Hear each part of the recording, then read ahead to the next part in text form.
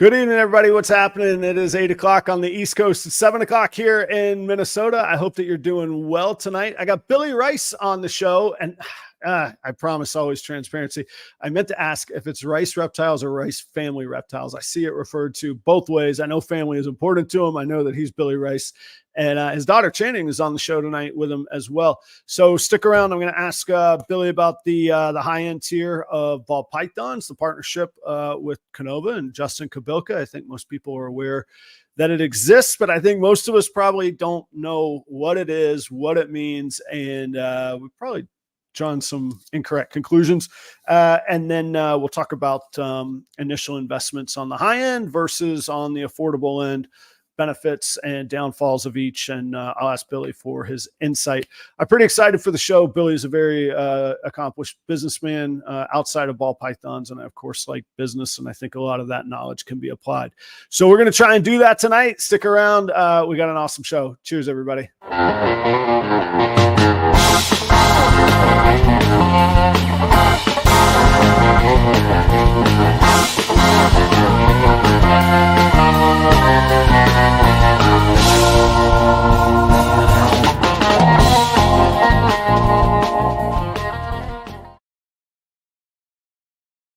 Hey, I hope that y'all are doing well tonight. I'm feeling good. I feel like, I don't know what I feel like. This happens every Tuesday. So I don't know. I was tired all day and kind of exhausted, and now I'm here. I feel like we got a good show on. It's been a really good string of shows, great guests, a good, fun summer. Audience has been strong. Not that any of you all care, nor should you, but the YouTube metrics have been good, so I appreciate it. I might get paid after 2 months instead of having to wait till 3 months to hit the payment tier. So appreciate it. Couple announcements before we get going. This weekend has nothing to do with ball pythons, just fun. This weekend, I'll be out with a band called the Peelers. We'll be at the Iowa Irish Festival in Waterloo, Iowa. Lost already? Oh, did it cut out? Oh, man, that's not going to cut it for all night. Hang on a second. Oh, man, I wonder if I should actually, after I bring on Billy and I ask the first question, I'm going to switch over to my 5G network. All right, stick with me. Hopefully it doesn't keep cutting out. I'll be out with the Peelers at the Iowa Irish Festival in Waterloo, Iowa. The set times are 11 p.m. to midnight, Friday night and Saturday night. We close out both nights. I'll be out with those guys. Come hang out. Should be fun. I've never been to that festival. It's a really big lineup. I think there's 3 or 4 different stages, massive amount of musicians. So come hang out if you want. If you do, shoot me a message. Let me know. And I'm sure we'll drink a beer because I got nothing to do till 11 o'clock at night both nights. Big news. I saw Shane Kelly in the audience. Shane from Small Town Exotics. He and I cooked up an idea that we were batting around ideas of how we could bring more value to our Patreon groups and memberships. And we talked about that we liked working together and that we feel like we have a good time when we do work together. And we said, you know what, why don't we do an audio only, Patreon only show once a month? And it'll go out to both of our Patreon groups. So we're going to start doing that. I got to look. I should be a better representative of Shane. I don't know what his Patreon membership tiers start at. Proper Royal starts at $7 a month, man. Just for the community chat, you're going to learn $7 worth. You're going to get $7 worth of value every month. Matter of fact, I got to put up a post in the Patreon because there's like 50 or 60 members, but only like 20 or 30 that are paid, which is cool. And I'm thankful for that. But I really want, and I don't mean it in a mean way. I mean it in an understanding way. What value could I bring that would be worth $7? What more can I bring? So I want to hear about it. If you're in that group or you want to check it out, leave me a note there. That's cool. But Shane and I will start that. The first episode will be in August, and it's not just going to be us hanging out. The structure will be that we're both going to review our previous month of business each month. So we'll talk about revenues, expenses. We'll talk about any shows that we did, trends that we see in the market. real people out there doing the real thing, talking really transparently about what we're doing. So we'll do that. We'll, of course, talk about stuff going on in the industry. I mean, if somebody steals another $15,000 snake, we're going to talk about that. And I'm sure we'll have some sort of pop culture references in there as well. We won't keep it all business. But thanks so much to Shane Kelly. I cannot wait to get that going. So check out his Patreon or mine. My clown clutch has all shut out. It's updated on properroyals.com. You can check that out. The full inventory is there. It is accurate, and that website is live, and it's powered by Husbandry Pro. So thank you very much, Husbandry Pro. Just properroyals.com. You don't have to do any slashes. It's no other, it's not like Husbandry Pro, their mall and shops of stores in there. It's just properroyals.com. So check that out. Got two firsts this week that I'm, one wasn't a first. It's sort of a first. One was a double visual clutch. I have had a double visual clutch, but that was a partnership with Shannon at Green Dragon Brokers last year. It doesn't mean it counts any less. I just had never produced my own double visuals before, and I got one. And let me tell you, don't you call an axanthic pied anything to do with a weather pattern or an electrical, phenomenon in nature. Oh no. I got a VPI axanthic pied, which is pretty cool. And I got several visual axanthics that will be 66% het pied.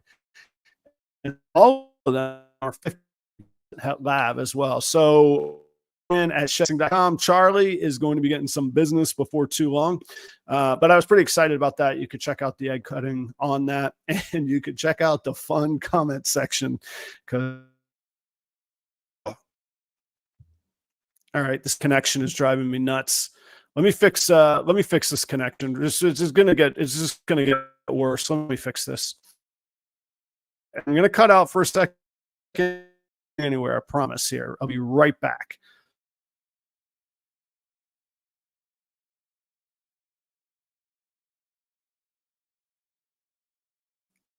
All right. I fixed it. I'm on the 5G. I don't know why it went off the 5G, but I'm on the 5G. I'm flying now. I'm good. This week coming up, I'll have axanthic het clowns hatching. There'll be 9 of those, hopefully. But the other thing that I got that was my first thing was a Partho clutch. Man, oh man. It was an Enchi clown paired to a Enchi lesser pastel clown, and there were 2 spoiled eggs, and I cut one of those open and I saw a white snake, and I just thought it was like a deceased snake that had lost all its color. And then people in the comments started saying, well, was only one parent lesser or both? One parent. Was it the mom? It was the mom. Oh, so they don't look too healthy. It looks like only one is going to make it, but we'll see. I think I hit, I'm going to pull, I got to let it see if it lives, but I'm going to pull it out of the egg. I think there was a clown super Enchi, super pastel in there. Triple homozygous. It's not the same as a triple I mean, genetically it is. I know that we don't value it the same, but that was my first Partho clutch I ever had. It looks like one might make it, super Enchi. That'll probably just be a pet only kind of thing. It's almost August 11th. I'll be in Minneapolis vending at the Cold Blooded Expo show. The 18th, I will be in Eau Claire, Wisconsin at the Snake Discovery Show. And the 25th, 3 shows, 3 weeks. I'll be in Iowa, back in Des Moines at the Cold Blooded Exotics or Cold Blooded Expos show. So I hope to see you out there somewhere. I'll be out and about. I don't sit still very well. Also next week, speaking of not sitting still very well, next week I am on vacation. Have no fear. There will be a show. There'll be a guest host and a guest. Got some, how do you say, irons in the fire, which means I haven't done anything about it. So I'm working on that. I will work on that. There will be a show. And if all else fails, I will do the show from the road. I've done it before, and the show will go on. So be here next week. But I want to say thanks to everybody that I even have to announce that the show will go on, or I have to announce that I won't be here. That means that you all are here so often and so regular and hugely supportive to me. So thank you very much. Billy Rice Family Reptiles. I'm not even going to get into why we know them, because that's even a big part of the segment tonight. If you are not familiar, you should be. And the first thing you should know is that Billy and his family are great people. Dawn, his daughter Channing, if you get a chance to hang out at a show, they're a lovely family to be around. I've had the pleasure of vending next to them back in my hometown of Jacksonville, Florida. Before I moved to Minnesota, I vended next to them. And it was a fun experience from a lot of different angles. First, it was fun just to get to meet and hang out and spend a little bit of time. They are in South Georgia. They're from where my father's family's from. So we got a little bit of a connection there. The other thing was just seeing, being next to a big breeder, a well-known breeder, with, through relationships and branding and great products and great animals. But I ended up having a really good show. I don't know if, it went to show me that just go and show up at every show, no matter what the situation is. Be you. Go out there and connect with your guests. Go out and connect with, build the relationships, and good things will come of it. Since then, we've chatted a couple times in like the Instagram space, but we got to hang out in Schaumburg. I said hello and reintroduced myself, and I was broadcasting from the Redline Shipping booth, and Billy was kind enough to do an interview there, which kind of set the stage for tonight. The conversation went easy. The conversation was good. It was full of content. You should go check out that YouTube video. And I said, Billy, let's set something up for a little bit longer format and dig in. He said, I'd love to do it. And sometimes when people say that, they're like, contact me when I get back home. And then that's a nice way of saying no thanks. But he said, boom, yeah, we'll do it in 2 weeks. So without further ado, please welcome Billy and Channing Rice from Rice Reptiles to the Proper Royal stage. Good evening. How y'all doing tonight? Great, Adam. Thanks for having us. Oh man, my pleasure. Sorry, it got a little weird with the internet there. Of all the practice, like, you could vouch for me. We've been hanging out for 15 minutes behind the scenes, talking cichlids and all kinds of stuff. And there was no trouble, but I figured instead of leaving, because if my internet fails, you're just stuck there like carrying the show by yourself, which you could do, but I figured let's just get it out of the way and call the shot when we were going to do it, so thanks for the patience, but thank you all for being here. I trust travel home from Schaumburg went okay. Yeah, that's a haul for us. It's almost 1,000 miles from north of Chicago there, so that's quite a trip. But we do it together as a family like we do everything else, and we just tag team drive it. And I do the rough part, kind of give my wife a break on that because she helps me with everything else. So it's that window of around 4 o'clock in the morning until 8 o'clock in the morning, that gets kind of tough on the driver. Get sleepy during that time. I was going to say the sunshine always helps on the long trips. It buys me a little bit more time, but yeah, those the dark nights and then the lanes, just like the dots, just almost hypnotize. Like that's I got to get out and move around every now and again when that stuff happens. But hey, I'm glad to hear that it went well for you. And when is how far is Channing going to be away? Are she's not able to chauffeur yet? She just turned 14. She'll have her learner's license in about 9. She's got it dead on. Oh yeah, she got the calendar, right? Yeah. So anyway, she already, like, she goes over, she drives my pickup over to our rodent facility because she doesn't have to get on the highway or anything, and we're a small town, so I let her drive me around a little bit. So she's already pretty much got the learners now. Okay, all right. Yeah, I don't know. When I grew up in Maine, and in Maine there was a 14-year-old farm permit. You could drive. I don't know that any farm family actually waits for any official documentation anyway. I think most people were driving the tractors long before then. But I do remember, like, you could officially get your truck license kind of deal or whatever. But anyhow, enough of that. Billy, for a couple questions that I wanted to kind of set the stage that'll bring context to everything we do tonight. Can you talk a little bit about what scope and size you're at now when it comes to ball pythons? And can you also talk about your business experience outside of ball pythons, because I think it plays an important part in kind of framing the framework of how you approached everything. And I only know part of that story, so I'm excited to hear the rest of it tonight too. Sure. Yeah. Happy to lay that out for you. So, as far as like our growth with the ball pythons, we went from like, I'd say about 32 clutches 3 years ago to 64 clutches this year to now we're probably going to get, I mean, this year we'll get about, last year was 64 clutches. This year we should get about around 100, maybe up to 110, 115. Wow. And how many adult or breeder females, like where's your target to get to? So I know you got some, I know if 115 are laying, you probably paired what, 130 or north of that. And then you got some growing up behind it, huh? Yeah, that's right. So we've got, just in the whole back rack alone, there's 70 something females that's held back for growing out. And then there's also, I'd say anywhere between 1,100 to 1,400 gram females growing out.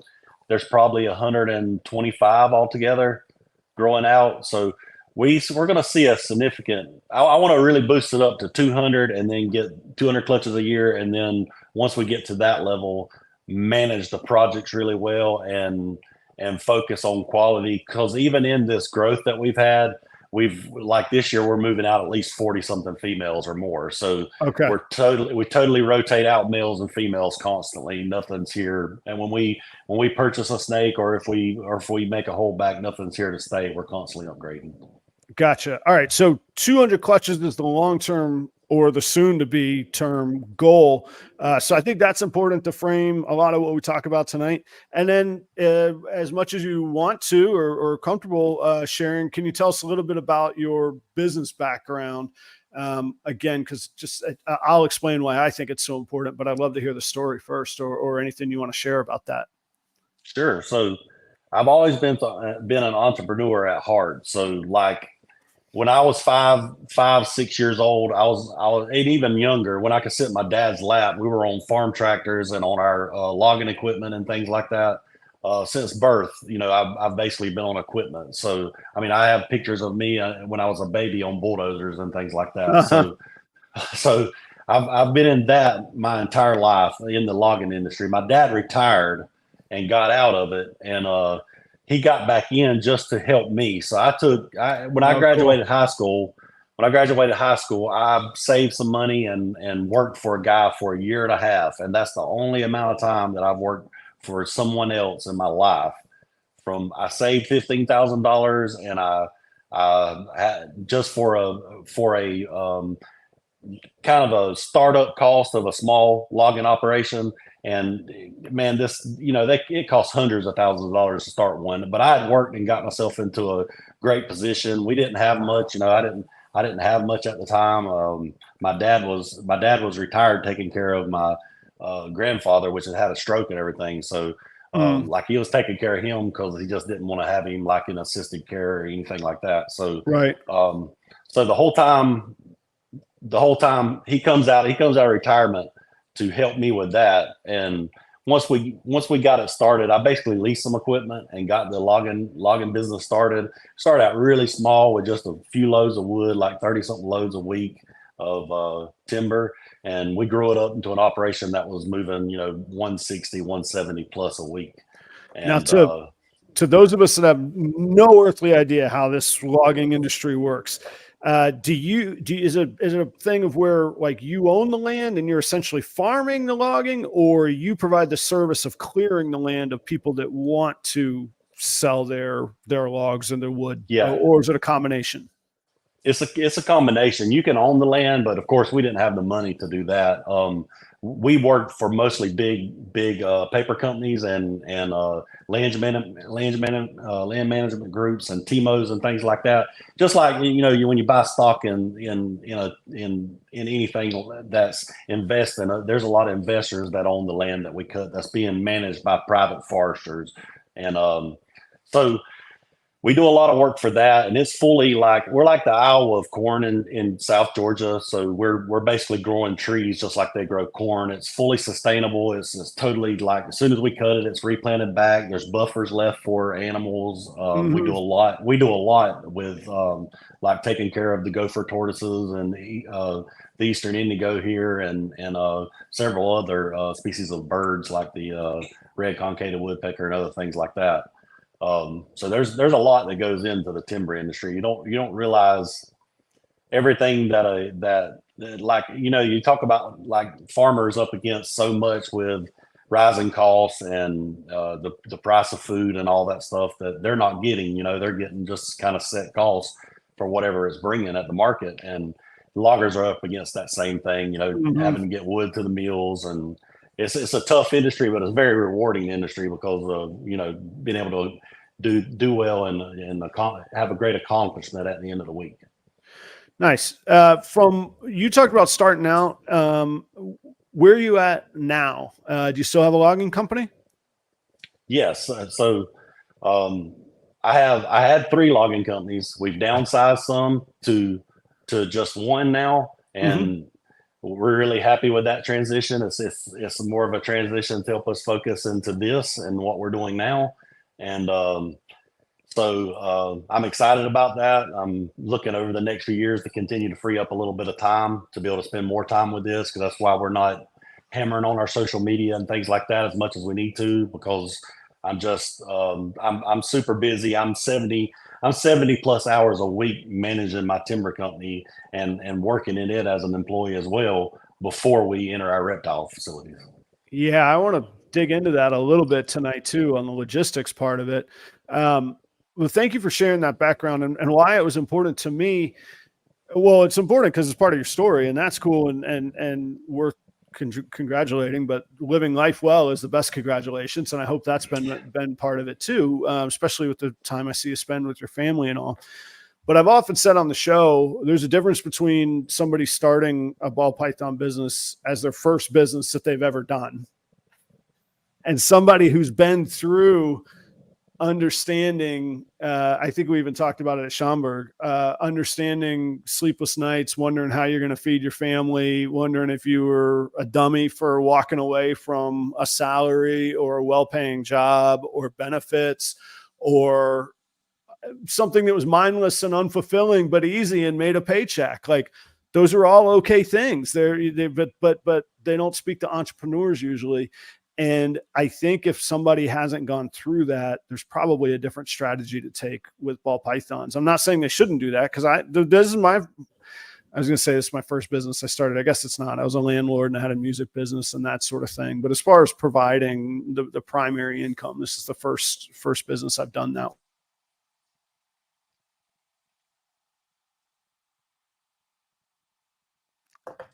It comes back. The good news is it comes back. I apologize. And I think that there's a skill that comes to riding those ups and downs and understanding that cash flow ebbs and flows and peaks and valleys are way different than a salary that's the same amount every week or two or month or however it's paid. So I think that's important for people to think about tonight. But so with that context, you're known, I think, this is a conclusion. I talked about it pre-show that people might have drawn some conclusions, but this is my own conclusion. I think you're recognized today as a high-end ball python breeder. Clearly, you have publicly made known that you're partnered with Justin at Kenova and Justin Kobylka at Kinova. What would you say goes into, what are the characteristics you look for, especially in today's market, for defining premium? What is a worthwhile both project to pursue and also investment to make for you, not for everybody else or anybody else, but in your own eyes for yourself? So in my eyes, it's anything in the recessive projects that will hold value long term, and anything that has a lot of contrast and high patterns. Um, Anything that's going to have long term value in this industry is going to be something that, when it goes down to the price of where it's a $200 animal, is still highly desired. And if it's still at $200 a highly desired animal, that's the type of animals that we want to breed now as $5, 10, 15, $20,000 animals that will hold their value that long term. Yeah, and this is something I've created in my own mind, but I've always said to myself, I should think of color, pattern, and contrast. And sort of to your point, I find it easier to focus on the $200 point than the $20,000 point. But to your point, it's still got to be cool. It's still got to look good. It's still got to be able to be attractive and something somebody wants. Like we can talk in our own little circle of 40 people how cool 19 combo gene thing. Well, that would probably just make a white animal. But you know what I'm saying? We can talk about whatever things we want. But to the masses, things have to look cool and at least start a conversation of, that looks amazing. I may or may not ever be able to afford it, but that's incredible. And I remember that was me with pieds the very first time, 20 years ago, I ever saw a pied. I said, that's incredible. I mean, that's a great example of what you were just talking about. They're down to $200 now. Yeah, now they're all the way down, but they still sell and it's still desired by people. And that's still an animal that's iconic enough that's going to continue to bring people into the hobby. And then they see all these other pieds that we're making that are mind blowing now.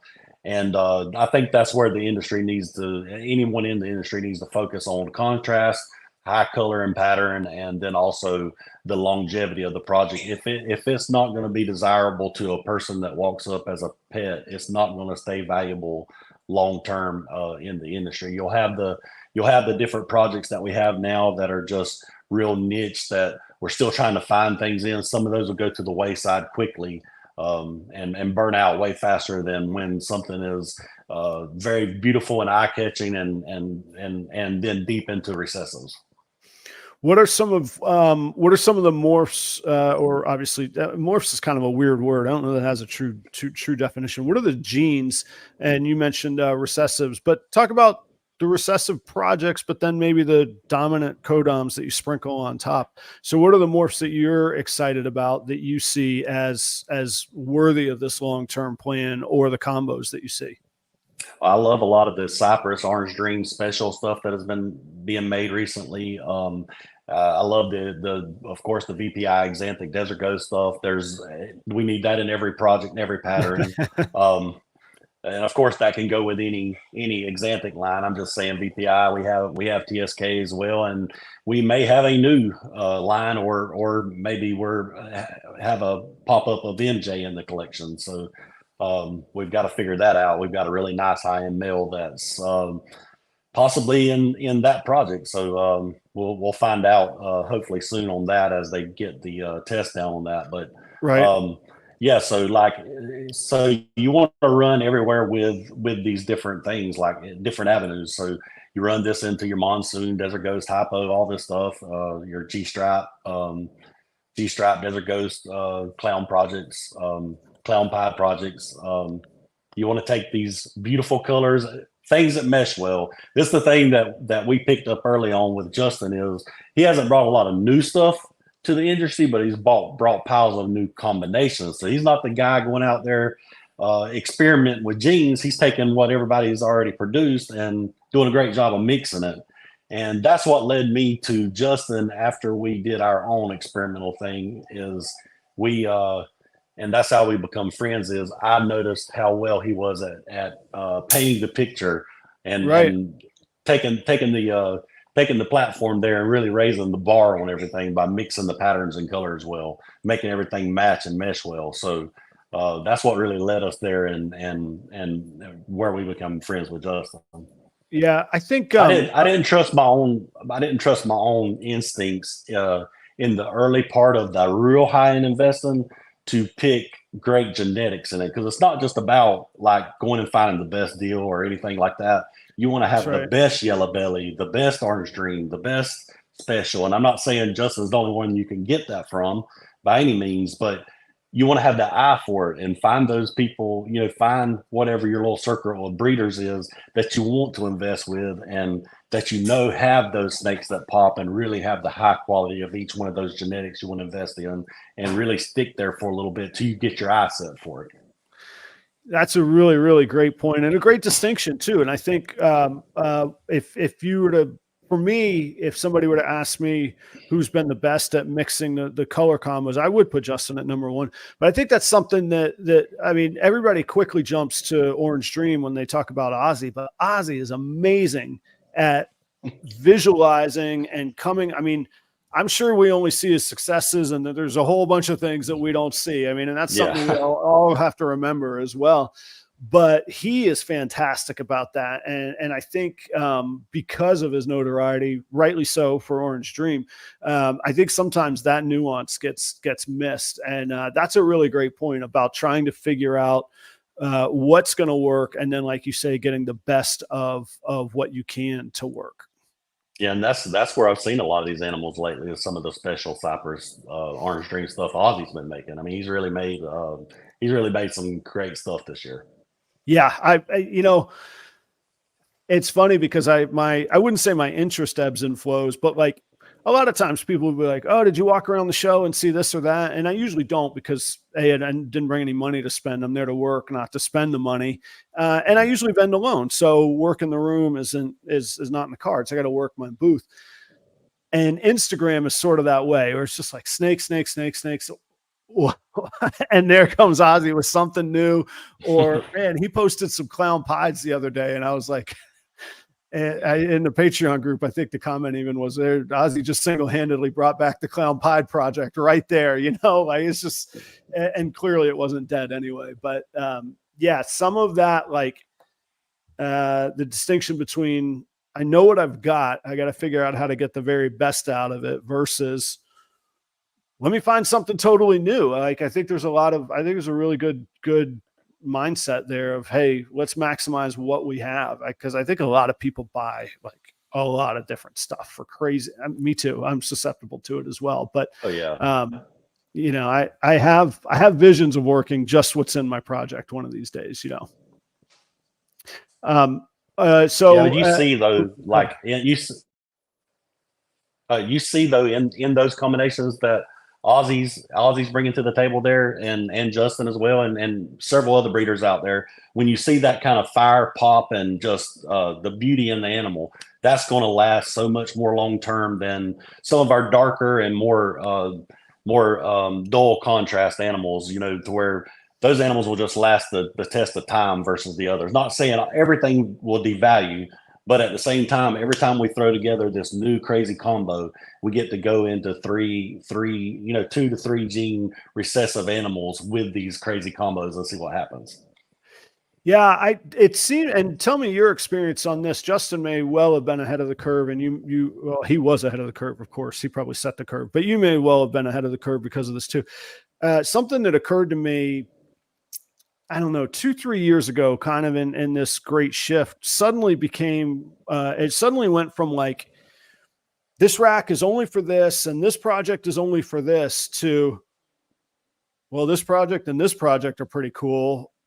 Let's put those together. And one of the best people I ever saw that really, I think about it, it seems so simple, but also so brilliant, is John Daig with his Axanthic stuff.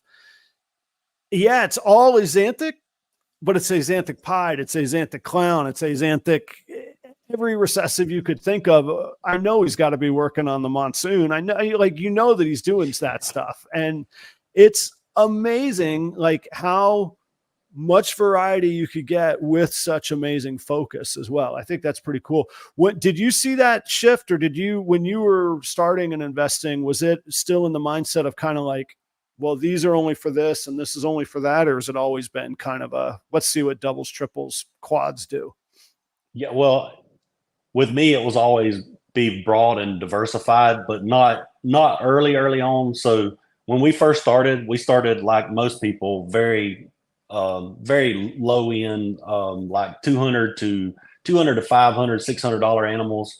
While we were learning, Channing and I went to a show in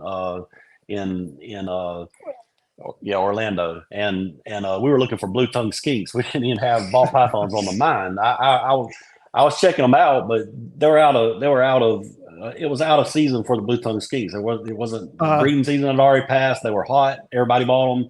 Nobody had any. So we end up getting. I'm sorry to interrupt. I should have asked this earlier. What year is this that you're talking about right now? When she's 2014. This was about 10 years ago, solid before. yeah. Okay, 10 years ago. Perfect. Thanks, Channing. So we leave there. We leave there. She walks up to so we can't find any of these. She walks up to Scott's wife with family reptiles. Oh yeah, I can't remember. Yeah. Okay, so she walks on up. the I forget it. She's been on the. She's at the Florida U.S. ARC Florida president, I think. Okay. Yeah. Gosh, I can't remember her name. I know exactly who you're talking about. They've been piles of shows because they own a pet store, and that's right. And they bring all the dry goods to a lot of the Repticons and things. The whole show up in the middle. Yeah. The whole store in the middle. Excuse me. Yeah. Yeah. Okay, so Channing sees her with a ball python wrapped around her waist, and she likes the way she's wearing it like a belt. So it was just a normal ball python. It was a full grown ball python, and I asked her if I could hold it. And I was little, 4 years old, and I got it, and she lets me hold it. And Daddy couldn't find me for a sec because he thought I'd be in the stuffed animal section or something.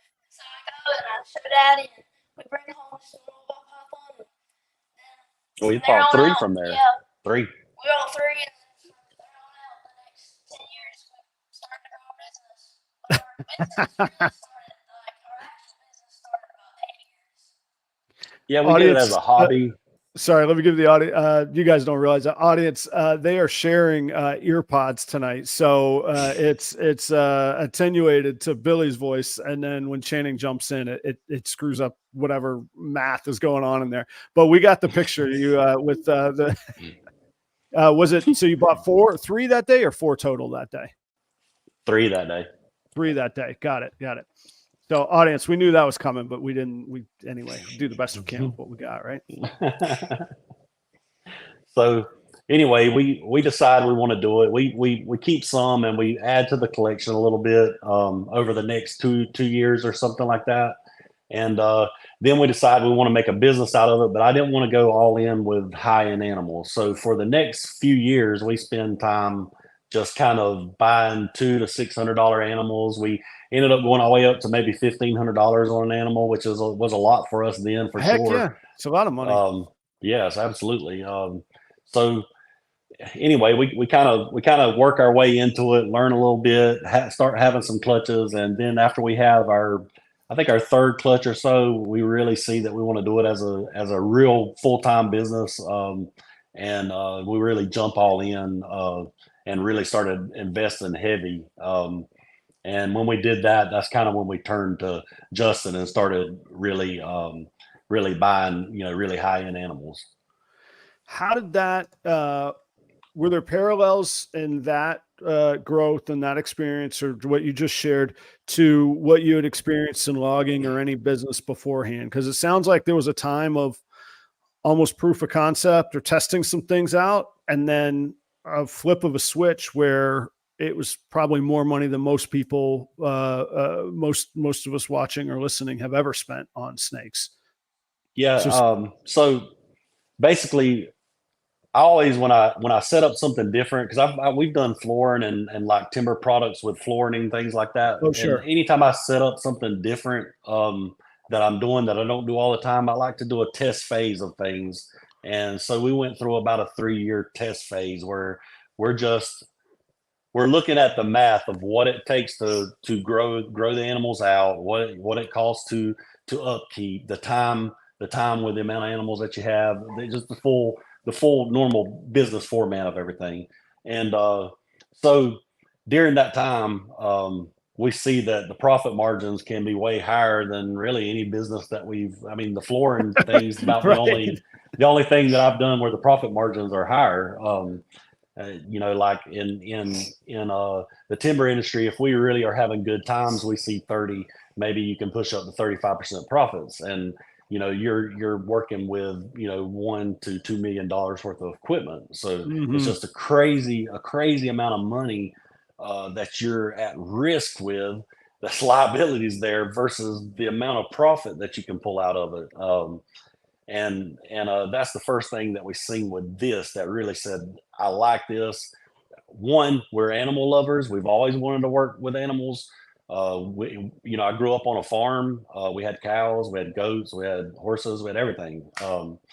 And then I've become allergic to everything that had fur. So when I was about 14, and my daughter's allergic to everything with fur. So we have a cat we tolerate here in the house, but we have to be careful. We touch her, we have to wash our hands. Yeah, I was going to say I'm allergic to cats and I'm allergic to my rodents, and which is the funniest thing ever. I mean, I'm sure my neighbors think I'm cooking meth next, in my shed, but it's just rodents.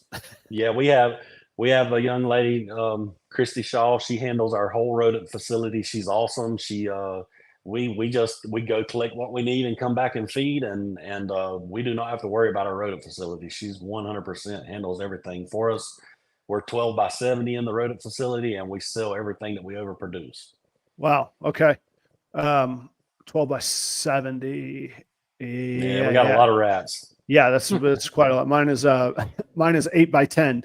But I'll tell you, even and this is I'm plenty happy and proud to share this with the audience. Even in an 8 by 10 rat shed, I just started this year, and it's ASFs, not rats. It'll be a $17,000 net swing at the end of the year just from that 8 by 10. I mean, when I think about dollar per square foot, that is a-okay. That's a whole different way of looking at flooring right there, man. I was like, I mean, if I could stand it and put up with them, I guess I should, or if I thought that the customer base was big enough. Where do you move? And now you're in a pretty rural area. Where do you move all of your rodents, customer wise? We freeze all of ours instead of shipping and dealing with that on a day-to-day basis. We just wholesale the entire batch, about $9,000 to $10,000 worth at the shot. I see. Okay. All right. And so you made those connections with yes. the big houses that can move them and have the distribution avenues and all that set up. Well, we actually sell to breeders. So we deliver all to breeders, and they just store them and feed their collections. Oh, really? So to other breeders, you're able to move $9,000-$10,000 of wholesale rats at a chunk? Yes. And we do it about 3 to 4 times a year. Yeah. So we more than sell enough. The way I look at it is I refer everything back to things I know in other businesses and things right. that we've been in. So like when you own a sawmill and you're sawing lumber, well, you're making money off the lumber. That's your main product. But then your byproducts are the chips, the sawdust, and the bark. All of that is sold as well. It's either sold as fuel for consumption in power plants and boilers, or it's sold as the chips as paper products or pellet products for energy. Yeah. And then the sawdust is also fuel normally. So the byproducts is our overproduction of rodents. So our goal is to sell our byproduct to lower our food costs and our employee costs. So we have one full-time employee. She helps us just totally with the rat room. She does help us with some full cleans per week in the snake room, but most of her times with the rodents, and she loves the rodents. They're her babies. So it's all about finding the right person, right? It is for anything. Yeah. We're truly blessed. She does a great job, and with us being allergic, both Channing and I, we're sneezing while we're feeding. So like whenever we go and feed, we have to both put gloves on. Do you feed live or frozen primarily? Live. Yeah. Yeah. I get the histamines even from the frozen ones, like when they reheat them, like on the big. So like tonight's like I call it the soft feeding night, but the main feeding night, when it's heated in the room, it still is gets done. Yeah. We take ours in the room, and we tap on all our racks, and we leave them in there for about 15 to 20 minutes, and man, everybody's ready. It's small area, and with the fans blowing, they're really ready within about 20 minutes to start the feeding. They're all at the front of the tubs waiting. Yep. Hey, speaking of some logistics and details, because I'm into that stuff, and I think the audience is as well, or at least they keep coming back and dealing with my curiosity on it. We talked some in Schaumburg, but I thought it was a really neat point. Can you share with everybody some of the dimensions of your facility? Because I'll just leave it there. I think some people might be surprised when you tell them. Oh, so we've taken over we have a 3-car garage turned one way connected to our house, And then in the opposite direction away from our house, we have a 2-car garage that we built later on. And we had like our mowers and things like that in there, Polaris Ranger, things like that we just toys basically.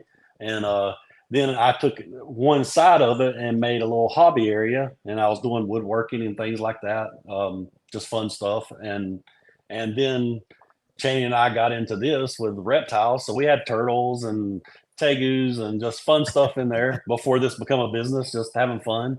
And then we took over that side. It became our snake room, and then eventually we put a few rat racks in it.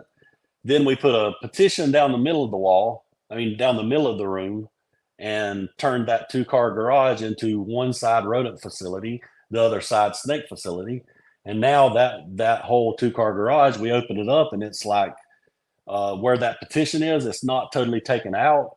There's a wall in the middle with a door on each side, or an opening on each side, so our air can circulate. So so this is probably, I would say, 800, 900 square feet roughly. I'd have to measure it, but just guessing. So 800 to 900 square feet, and it's just a normal 2-car garage, but big. It's 20 something foot one way by at least 30 something the other. It adds up to at least 800, 900 square feet. Okay. Then So we moved our but not rodents out and built a separate facility. Gotcha. Oh, and and the rodents you said are in a 12 by 70? Yeah, that's the actual. We have a lot larger footprint for storage of our own food and things like that.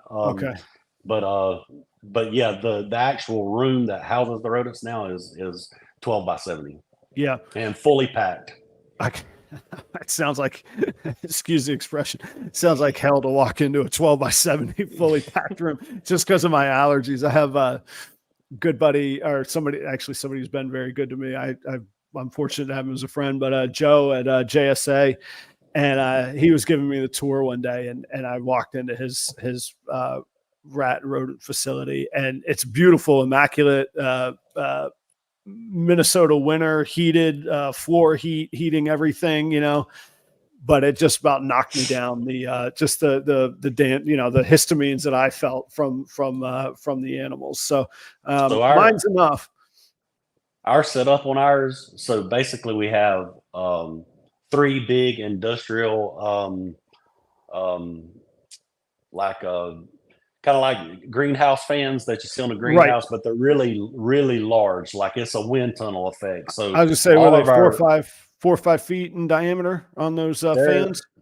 At least they're probably 4. I would say each one are 4. So there's 3 at the end of the facility. And this time of year with all this heat, we're running all 3, and we have 4 louvers on the other end of the facility. So it's just a wind tunnel. Right. And so we open them up, and they're just running nonstop this time of year. Then during the winter, we will run 1 on the warmer days. 1 will come on and run. The other 2 are just off all the time. Mm-hmm. And then during the really deep part of the winter where we get really cold, which is not much here. So it's just like we get maybe, I'd say, late December to middle of February is our only cold time. Right. But it's really cold during January just for a little bit of time for us, not for anyone up north. But you get a few freezes a year. Yeah, we do. We get a few hard freezes.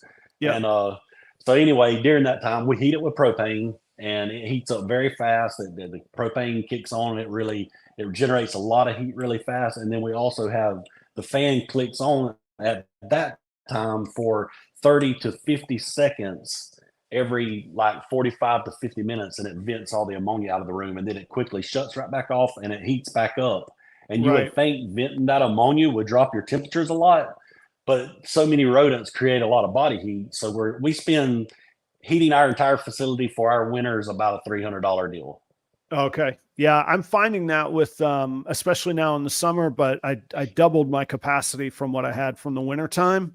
And I'm even here in Minnesota, I'm fighting temperatures being too hot. I just put another fan to draw cool air in, as well as an exhaust fan to draw the hot air out. So we'll see. We're just about over the hump of any heat or any difficult heat here. But I thought it was interesting for the scope of what you're producing, especially talking about 200 clutches.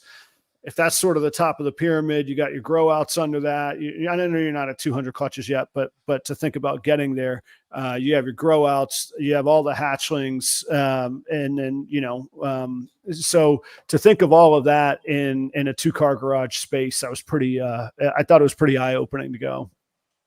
You can do a lot square foot wise. That's right. And Steve Casino with Steve's Morphs. Yeah, I know him well. Yep. He's in a garage, so or he was in a garage. I don't know. You can keep like if you just got an extra room in a house, or if you have like a garage, one garage bay opening that you can keep animals in, you can literally keep a multi-million-dollar collection in a very small space. It's not about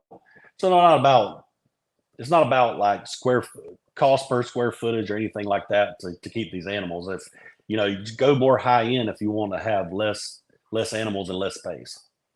Yeah, I was kind of blown away even looking around here. I'm in 330 square feet, and I have a full commercial grade dish pit over there, and easily room to get up to 90 breeders would be my goal. And again, if that was sort of the pyramid with the grow outs and the hatchling stock included in that, I could handle in here, which is plenty for me. That actually is where I would kind of want to cap out my business. My wife would like me out of this space, so she is excited for me to look for another facility or a commercial space to rent kind of thing. That's a whole different conversation, but I think that's more driven by the rodents than this, but it would give me an opportunity to expand the rodents as you're describing as well. Yeah. So let's see, before we head into the top of the hour, can we talk a little bit about, we've sort of danced around it a little bit. I don't want to speak for everybody. Myself, I hear of this partnership with Kenova, partnership with Justin. And I think most people's first response is, man, that's cool. And then there's this like tinge of jealousy. And then there's like this, oh, he's cheating or he did something the rest of us didn't do. So that's out of the rules, when really it's an innovation and a great relationship that came from it. How did, can you share with us what any sort of this, I think we all like create these things in our mind of what this relationship must be. Can you tell, whatever you're willing to share about it, can you tell me about that? And then can you tell us how it came to be? I know that you've spoken a little bit about it so far, but maybe get into some specifics on there.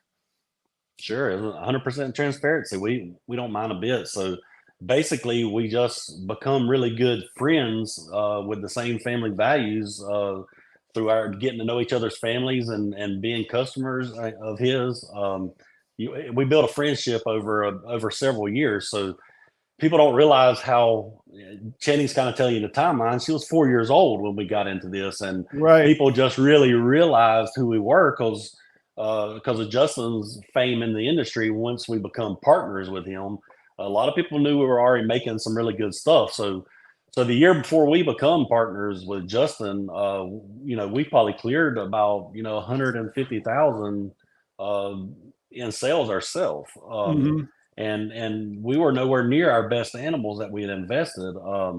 By no means, we were still breeding some just nice males to more of our lower end animals.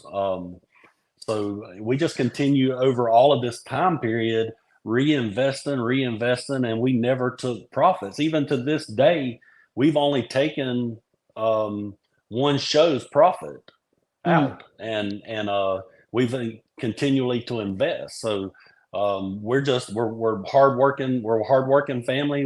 My wife grew up on farm as well, and she grew up not really, probably I never knew her until like 8th or 9th grade or so, as far as even knowing her.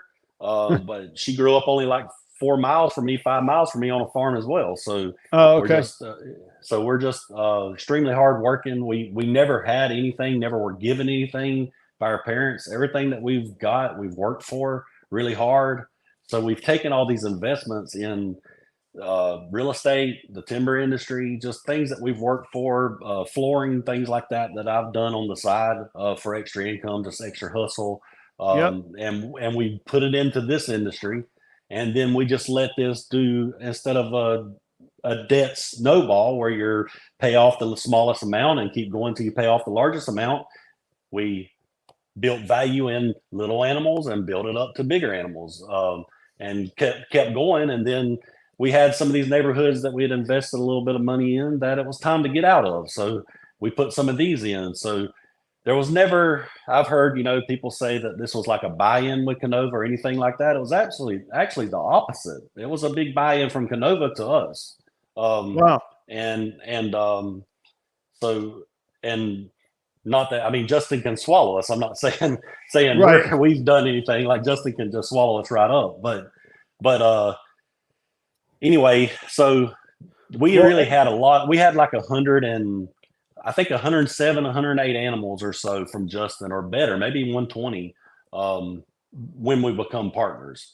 So that kind of lets you know we'd had a long-term relationship. And so he's getting on a plane going to Mexico one day, and I'm asking for animals, of course, because that's what I'm always doing. I mean, as breeders, that's all we're doing is asking for animals.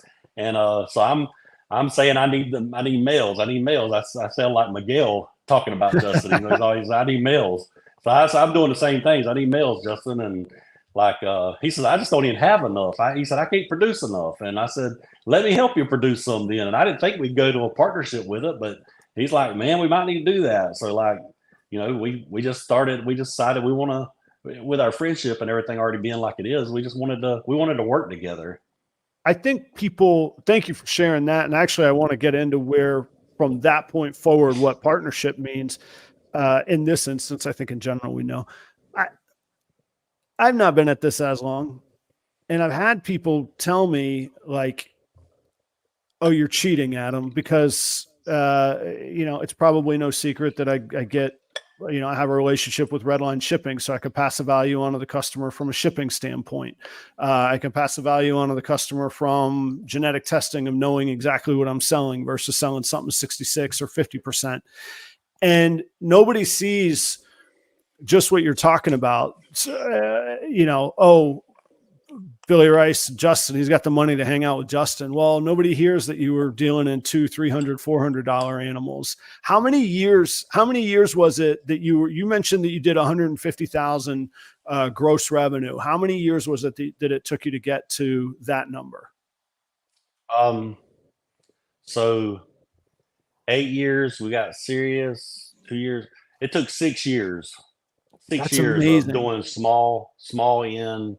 And that come about around the COVID. So right after COVID, sometimes when we become a little bit after COVID. So, we had the high prices come along that we didn't have really good stuff, but we had good pet things that people wanted. So we got to have a little advantage in that. But, that was a small amount. I mean, that 150,000 was a small amount because the whole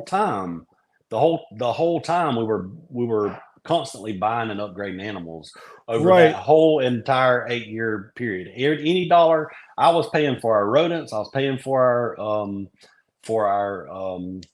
our food and everything that we did. Anything that we did with the animals, I paid for it. Electricity, everything. I paid for it out of pocket. So every penny made by the snakes and every penny I could scrape together, I could use to build this. So I've really done it no different than anyone else. No, that's if anyone says that like if anyone thinks there's we've cheated, or if there is a cheat code to this, I can tell you the cheat code. It's like 70 to 90 hours of work a week. There you go. I did that in another industry and then come into this industry. That's what I'm talking about. Also put in that kind of work and effort. And keep going. And the deal is with that though, our whole business model, like I understand what it takes. I was the kid with the dream to be a logger like his daddy that wanted to accomplish the same things. My dad's a legend in the logging industry. He's like 84 years old right now. His mind's going at this moment. We're taking care of him, and he's starting the end phase of life. And sure. And so we're dealing with all that. My wife's been dealing with that this year, but we pull together as a family with everything, and everything that I've done to build this business has been with the support of my wife, the support of my kid. If Channy wasn't a hard worker like she is, I wouldn't be able to do all of this. That's why, you asked if it's Rice Family Reptiles or Rice Reptiles. It's Rice Reptiles is what we wanted it to be and what it is. But on Instagram, it's Rice Family Reptiles. There you go. Because we couldn't get Rice Reptiles. Some family I think in Texas had the Rice Reptiles. So gotcha. So anyway, that's the way it become that. But the cheat code to life is hard work or just ingenious ideas. You can create a lot out of nothing if you've got brilliant ideas. And I've had some nice ideas that's done well for us, but mostly if you want to make it in any industry, or if you can come into an industry, say like Miguel did, where he had money from somewhere else, or anybody else that invests in this, they've busted their butt somewhere else to make it happen. That's right. I agree. And then our whole business is built on helping everybody else. You know, because I'm that young kid, the young entrepreneur that had, you know, when I was from 8 to 12 years old, I had my own lawn care business. Mm-hmm. And I was serious about it. I made really good money at that age for that kind of kid. You know, I was back then getting $55, $65 a yard in Atlanta area, mowing grass. Yeah. Yeah. And you know how, I mean, you can buy some stuff with that kind of money now. You can't now. Well, I know, but I think you and I are similar age. We don't have to parse it all out right now, but yeah, I mean that, you know, that was good money. I asked my son now if, you know, hey, you want to make $20-$50? He's like, nah, I think I'll play.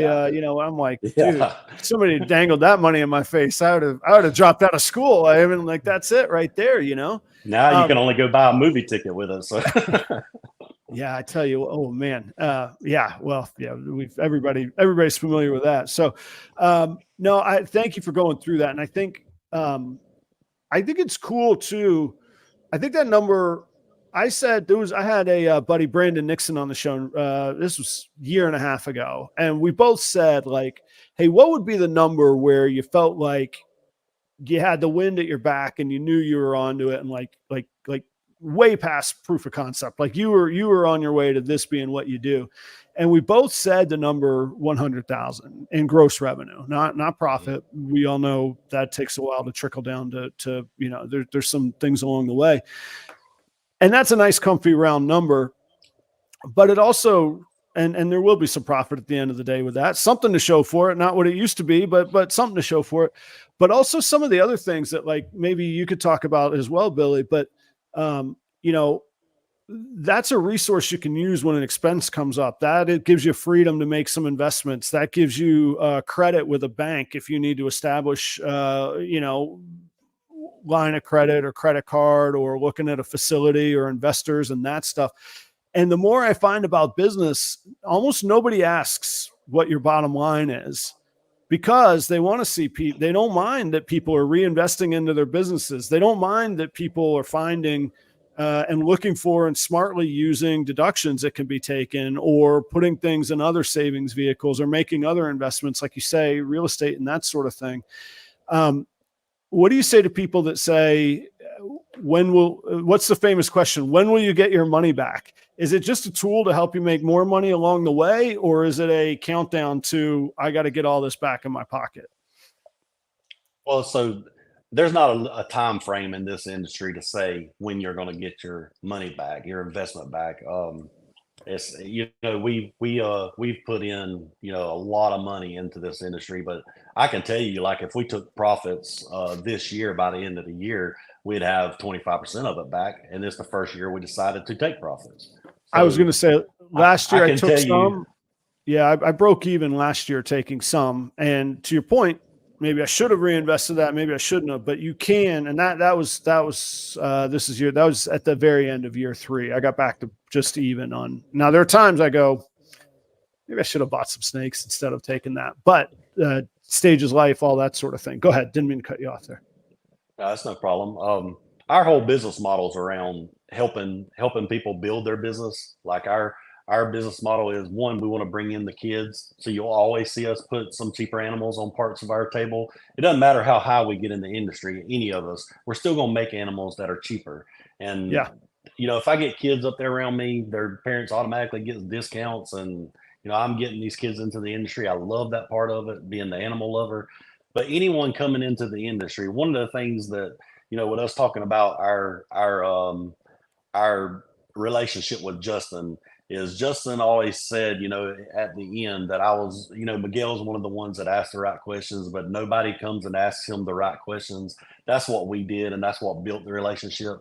I didn't never go to Justin's facility showing Justin what I made.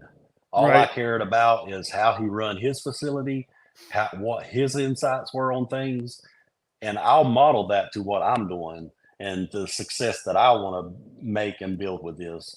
And he has a great mind for the business, and he could just see that I really wanted to do this right. I had my wife follow me around in there recording while we talk all of our conversations.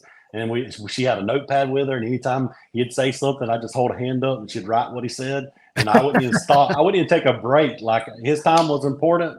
When he's spending time with you, like that time's important. So I wanted to make the most of it. And that's what led to the friendship. We just went deep into business and a lot of discussions. And I wasn't showing him, an orange green pie that I made that week that I was proud of or whatever. I was showing him, I was letting him know, I was asking him everything I needed to know.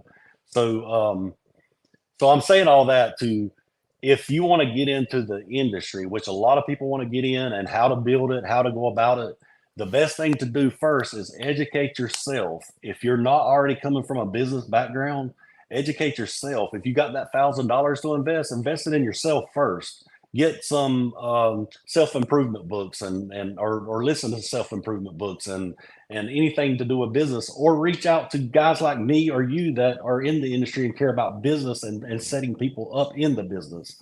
That's all I do, is I want to help people build their business here and live out their dreams of working with animals and making a living at the same time.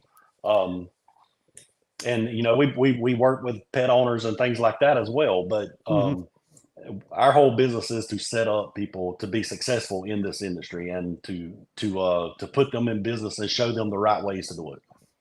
I think I ask people sometimes on the show. It's one of the few questions I repeat, which you just answered, which is, if somebody has $1,000 here and now today, snakes or otherwise, anything, what should they spend it on? And I agree with what you said. My answer is education, but you just said it exactly right. I think invest in yourself first, then invest in the animals, and you absolutely can go from nothing to something. When I was 16 years old, I was driving around a Ford pickup with my wife at 16 years old. We've been together since the 8th grade. And her 7th grade for her, she's a year behind me. So her and I are dating in this Ford pickup with rusted out holes in the bottom that you literally could see the highway through the bottom of the floor. Yeah. In each corner, how the rain would rust out the bottom of the old truck, so we could see the floor as we're driving down the road. So, man, I'm telling you, like, if people should take our partnership with Justin and Kenova as inspiration, because I'm telling you, I did not come into this industry wanting to be partners with anyone. I wanted to be my own, make my own path, do my own thing. But it's just a friendship led to a partnership, and because he was a mentor of mine already, I just aspire to surround myself with successful people, and that's what anyone should do. Anyone should, if you want to do things and do it at a high level, surround yourself with like-minded people that want to be successful, and you will be successful if you adhere to their principles. There was it was a totally different context, but a quote that has stuck with me, and it can be applied to many, many things. But if you think about a pile of coals, they'll stay hot almost indefinitely. You move one coal off to the side all by itself, and it's gone. Like, you got to be in the group of the coals, and it doesn't mean lose your identity or don't be yourself or don't be driven and don't want to be the best in the pile of the coals. That's fine. But rarely, if there's not a community, if there's not a support, if there's not a something around you, an audience here, audience, don't go anywhere. First, I'm going to talk to, we never did get down to just exactly what this partnership is. So we're going to get there in just a second. But speaking of taking care of the community, I got to pay some bills really quick. And speaking of paying bills, thank you to Flawless Exotic Creations. That's Will and Audra. They've been really supportive to me, and I regret that I'm not in their neighborhood anymore. Not that Florida was their neighborhood, but I have a client in North Carolina in my consulting business, and they're actually not very far. And Audra's actually from like right where we're from, same county, Rutherford County, North Carolina. So it's always a pleasure to get to see them. Thanks for the $20, guys. That's very cool. Also, I'd like real quick. Yeah. Flawless, Will and Audra, we absolutely love those guys. Channy's launching Reptico, which is her company, and Dawn is helping her with it. I'm, of course, helping her too because she helps me. She has awesome crested geckos from Flawless. Okay, cool. Reptico is the name of it? Reptico. Is the Instagram there and all that yet? Or when's Yes. that go? Yeah, people can find you on Instagram, Reptico? Mm-hmm. Yeah, we have the website. We don't have the website ready. We don't have the actual logo ready. We've just stuck an R there for now for Reptico. But it's going to scale up and really start a lot of sales in the fall. Excellent. Excellent. Oh, and I also want to talk to you about the quantity, just the volume that you're producing. Lots of questions around that. So stick around, audience. We're not wrapping up the show just yet.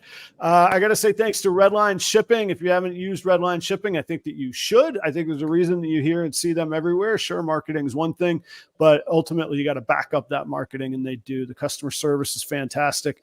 This temps, check their website before you ship. Call them. It doesn't cost you anything to call them, and they know what they're doing. It's reptile people looking out for other reptile people. So use the promo code PROPER5. You're going to get $5 off your next shipping label.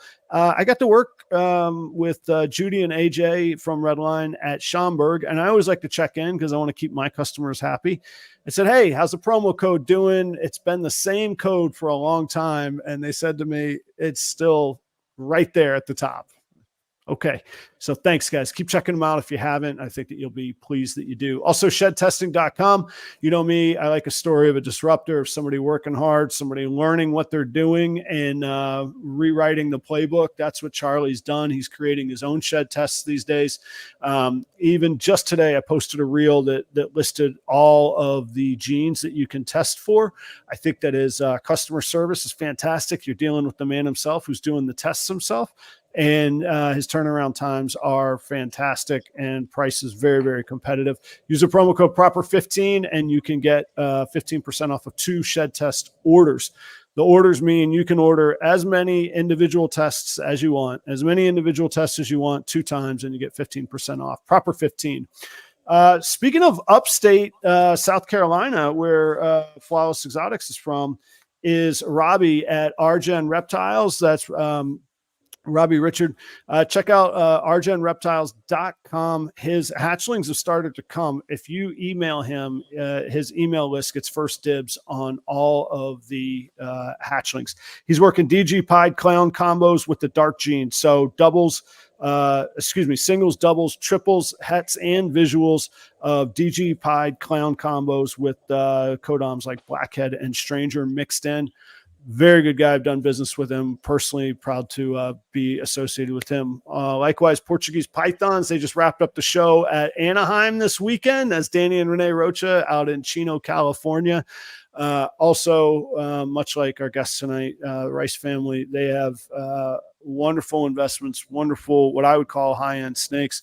I'm lucky enough to have a 1.3 of Ultramel Pied project from them. If stuff like that is up your alley, go check them out. I know they just hatched a super blackhead Ultramel clutch, and they've got just check out their Instagram. Nicely produced, lots of action there. Ball Labs, that's Trevor out in Aurora, Colorado. Some people say that you need a focused collection, and other people like Trevor say, I want to work with everything. If you're looking for obscure genes, I know he's working with genes like Raven. He had I should be more up on my promos. I can't even remember what the name of the combo was. I posted it myself on my own Instagram. Drop of the ball. I swear I wish I could remember it. But Trevor likes to work with genes that, again, maybe have lost popularity or have gone into obscurity because they weren't explored fully. He has a really great time doing that. But he's also working puzzle, ultra male clown, VPI Azanthic, tri-stripe, monsoon, zebra, and sunset. He's got a massive operation. He's doing things the right way. And he's one of the only licensed rodent breeders that's legally permitted to sell rodents in Colorado. So again, doing things the right way. Go check him out. Last but not least is Chris at B and S Reptilia. He is my partner at Tinley. We vend together. That's a co-branded table there. So come see us in October, make some plans. Chris sent me the texts today. Texts, that's a hard word to say. He sent me the texts today of the clutches of bull snakes. We will have those at the table at Tinley, legal, of course, with the right permits to be able to vend there at Tinley. Bull snakes, I think, will be one of the only tables with those. Check out Chris at B and S Reptilia. It's called Reptilia for a reason. A vast variety of species, ball pythons, blood pythons, locality boas, Pituophis, those are the bull snakes, the pine snakes, tons of colubrids, lots of information and a wealth of knowledge on all those things. He's the original sponsor of the Proper Royals channel. I'm so proud that here we are years later, still working together. So thanks to all the sponsors. All their information is down below, much like Rice Reptiles, Rice Family Reptiles. Either one you see is them. Tonight we got Billy and Channing joining us from Rice Reptiles. Thanks for sitting through, guys. Still 45 of you here. I couldn't be more thankful. Thank you so much. Billy, so let's wrap up this thing with Justin and Kenova, which I'm sure you are probably tired of talking about to everybody.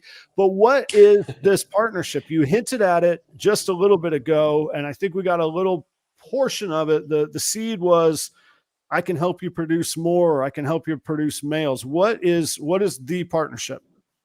It basically just allows us to diversify more, to where with everything going double, triple, quad recessive, it just allows for some overflow and storage for both of our any direction we're going with any project. So it just allows more room, and it allows me to continue to have the mentor that I've been working with, and just the friendship still there. But basically, we're just Justin bought into Rice Reptiles, and he owns 50% of Rice Reptiles. Oh, I see. Okay. And some of this we can hit the brakes anywhere you want to. Does that give some reciprocal access to some animals and whatnot though? Oh, absolutely. Yes. We can, there we go. I can at any point get, if I can't just get anything, he's got really high end animals that he's going to release. He's still Justin, great right? Customers. Yeah. He's going to keep everything for himself first. Absolutely. I mean, just like if we hatch it here, it's ours first. So that's right. That's right. But it allows us to work more numbers into these recessive projects without Justin. Justin's enjoying his family, and he's enjoying everything that he's built, as he should, and he's traveling more, and Chase is handling more responsibilities and more of the facility. So Justin didn't have the aspirations to be, like the numbers guy. He likes quality and high quality animals. So this just gives us another area to work on projects together. Very cool. Well, nice. Congratulations on all of that. And thank you so much. The cool thing about these long format shows is we get to dig in, and we get to understand, and we get to hear that it wasn't just, oh, I popped up with a bunch of money. No, it's 10 years of figuring this out. It was the 3 years of experimental time. It was building relationships. It was being a reliable customer. Like, as much as I hate to say it, a reliable customer with people that share the same vision leads to great results and great friendships, and in this case, a business partnership. So thanks for sharing that. And I think it's a good, valuable lesson for everybody. Maybe only one topic, but maybe more. We'll see where the conversation goes. What is your thought? And talk about the market situation. We all hear that the market's tough, the market's horrible, this and that. I have my own thoughts on that, but people come for the guests. You're talking about producing 200 clutches, spitballing into the wind. That's over 1,000 hatchlings a year you're talking about. What are you going to do with them all? What do you say to people who go, you can't produce that many? This ain't going to help anything. The customers aren't there. Have you seen the market? You've heard it all. I don't need to spit this all back out. What do you think? What do you say? Our sales are still strong. There you go. That's how you win right there. Yeah, Our I mean, sales are good. high end is still very, very strong. It sells really well. Mid tier is still selling really well for us. There's a range in there where sales are slow, between the very high end and the upper tier of the 800 to 1,000, $1,200, $1,500 snakes. Those are selling really well. In that middle tier of high end stuff, it's a little slower because one, you can buy a cheaper option or you can buy a higher end option. So there's a lot of give and take in that middle upper tier of the animal industry. But and where would you see that? That you gave a quick definition there. Where would you see that dollar amount of where you say it's being tough, that it's hard right now? Well, it's not really that it's hard. It's just slower than what we've seen. I'd say anywhere from about 4 to 5, 6,000, that area, animals are slower than they are if they're 8 to 10 and lower than 3 to 2,500 and lower. It's a lot faster sales there. That's something that we've noticed during this time, versus our other years in the industry. They went faster. So but we're having a record year by far. June actually was the highest dollar month we've ever had. A lot of that is just because our animals and even some of our best purchases from Justin ourselves before, like when Justin bought in, so he had to bring in animals. So that's the buy-in I wanted. I didn't want money. I wanted animals. Oh, so, yeah, exactly. Yeah. Yeah.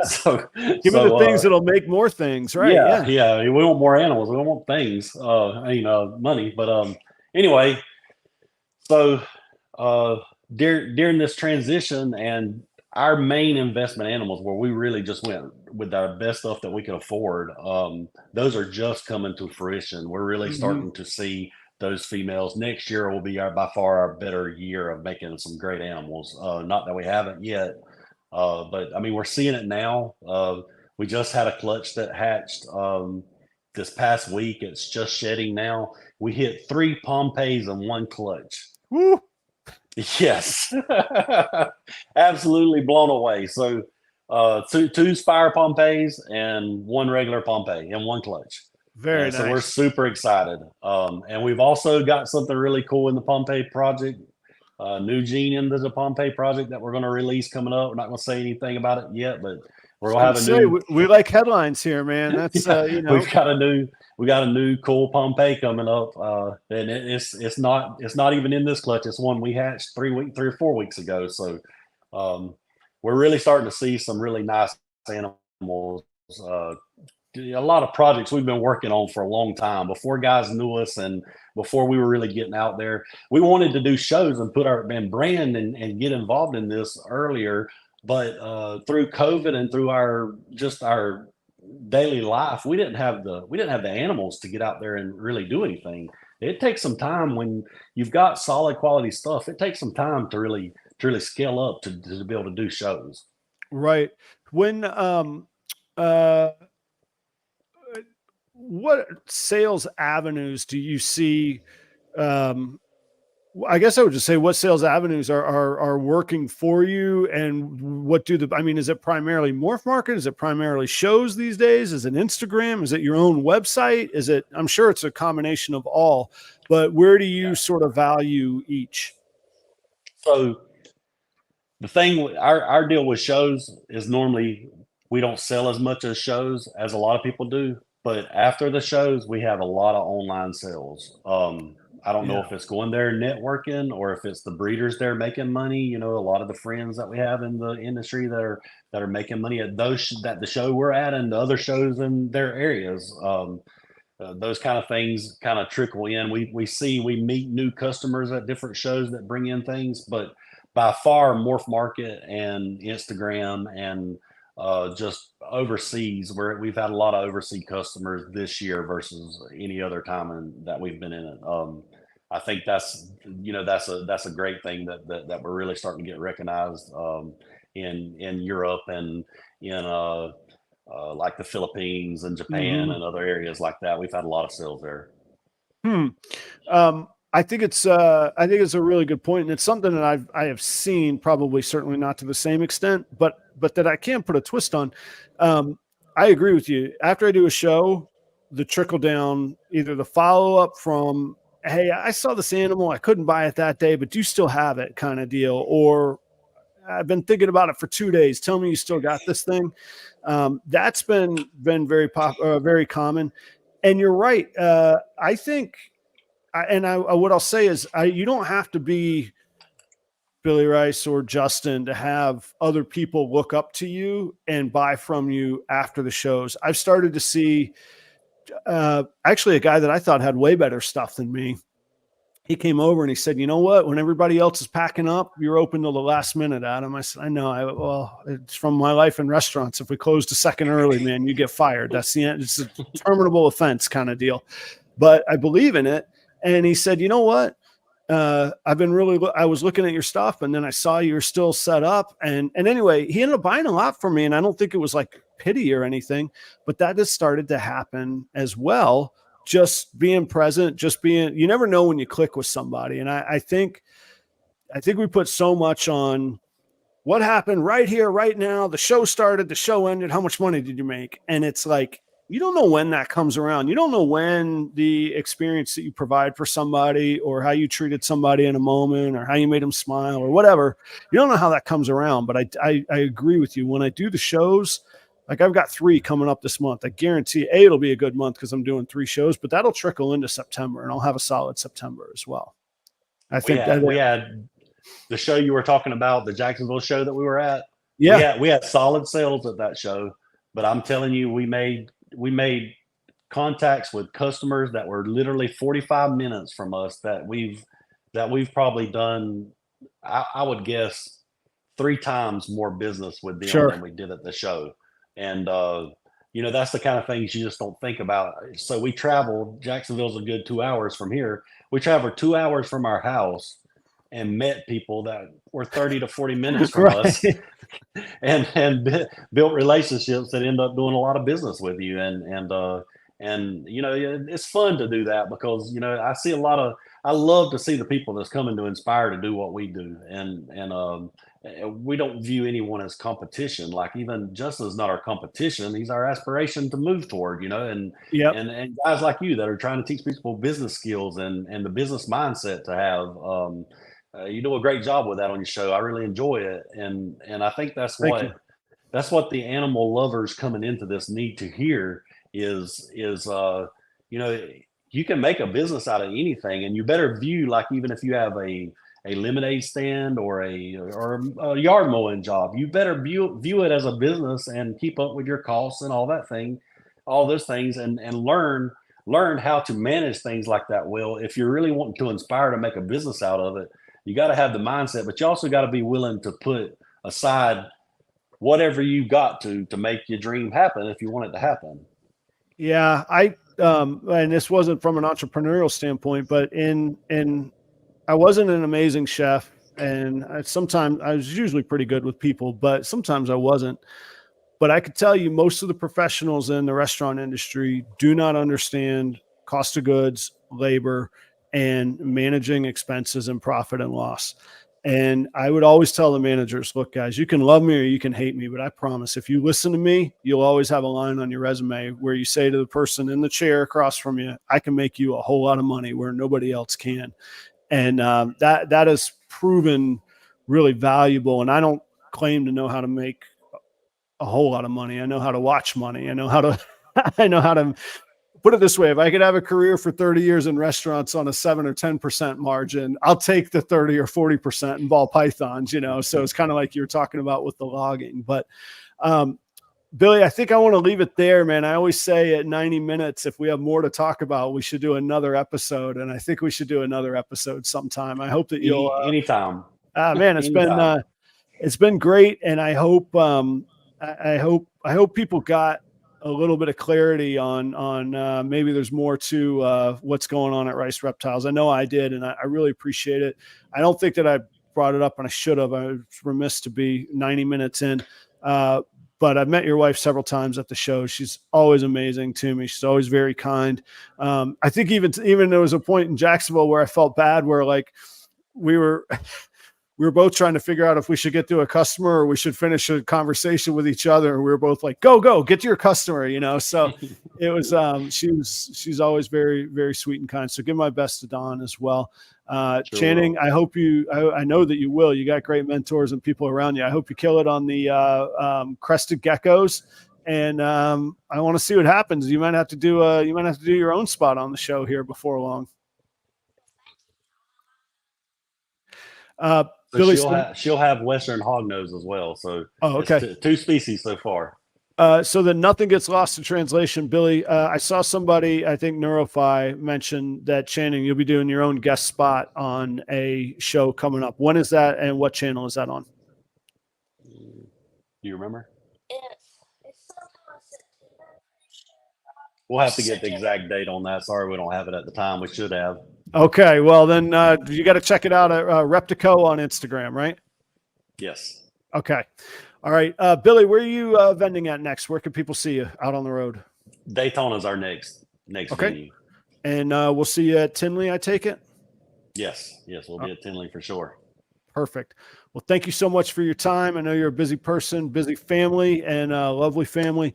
Thanks so much for your time, your courtesy, your kindness, all of that. I think that goes a long way, and I think it's evident in what you do. So thank you very much, audience. Next week, guest host, unless I don't find a guest host, then I will do the show live from the hotel in Jacksonville, Florida. Otherwise, I will see you in 2 weeks with Chris from Wide River Reptiles on the show. But the show will go on, same place, same time. Thank you, audience. Thank you very much. Hey, and also everybody that might have come over from seeing Billy's advertisements but not knowing who I am, I'm especially thankful for you all giving me the shot. I hope that you like it. I hope you'll consider hanging out in the future. Billy, thank you very much. I'm leaving it there. That's like a 10-minute goodbye. We're done. We're out of here. Good night, everybody. Billy, stick around for just a second, okay?